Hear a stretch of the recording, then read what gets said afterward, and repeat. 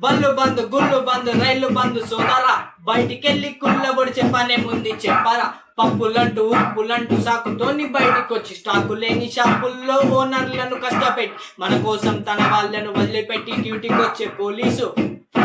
పగలనక రాత్రనక నీళ్లు లేక తిండి లేక కంటి మీద కొనుక్కు లేక మన కోసం శ్రమిస్తే సబ్బు అంటూ సర్ఫు అంటూ ఏవేవో కథలు చెప్పి రయ్యమంటూ నువ్వు రైడింగే చేసేస్తే కరోనా అంటుకోద కనికరమే లేకుండా ఇల్లు మారి ఊరు మారి భాష రాని రాష్ట్రాల్లో ఉన్నోనికి కరోనాతో లాక్డౌన్ భారత్ అంటూ మోదీజీ పిలుపునిస్తే బండి లేక బస్సు లేక ఊళ్ళకెళ్ళే దారి లేక తిండి లేక నిద్ర లేక చిన్న నుండి పెద్ద దాకా ముసలి నుండి ముతక దాకా రోడ్ల వెంట నడుచుకుంటూ ఊళ్ళు దాటుకుంటూ అయినోళ్లను తలుచుకుంటూ ఊరు చేరుతుంటే మనం మాత్రం సేఫ్ అంటూ ఇంట్లోనే ఉండక వండింది తినక పిల్లలతో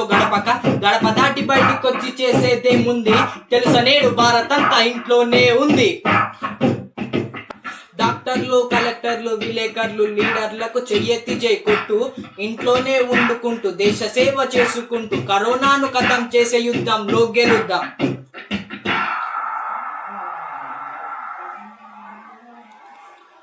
థ్యాంక్ యూ.